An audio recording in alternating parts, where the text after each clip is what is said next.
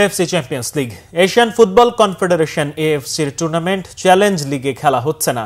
Bangladesh premier league champion Dhaka মোহামেডানের runners up হয়ে সুযোগটি পাচ্ছে আবাহনী লিমিটেড। শুক্রবার রাতে এই খবর জানায় বাফুফে। 23 বছর পর দেশের ফুটবলের শীর্ষ আসনে বসেছে মোহামেডান স্পোর্টিং ক্লাব। তবে 1936 সালে প্রতিষ্ঠিত ক্লাবটি এবার বাংলাদেশ প্রিমিয়ার লিগে চ্যাম্পিয়ন হয়েও এএফসি চ্যালেঞ্জ লিগে খেলার সুযোগ হারিয়েছে। কারণটা ক্লাব লাইসেন্সিং এর শর্ত পূরণ করতে না পারা। এএফসির অনলাইন পোর্টালে প্রয়োজনীয় কাগজপত্র জমা দেওয়ার সময় শেষ হয়ে গিয়েছিল গত 25 মার্চ। তখনও মোহামেডানের হাতে ছিল না প্রিমিয়ার লিগের ট্রফি। শিরোপা জেতার পর সব তৎপরতা, সব চেষ্টা সবই হলো দেরিতে। মোহামেডান আপিলও করে, কিন্তু তা খারিজ করে দিয়েছে এশিয়ান ফুটবলের নিয়ন্ত্রক সংস্থা এএফসি।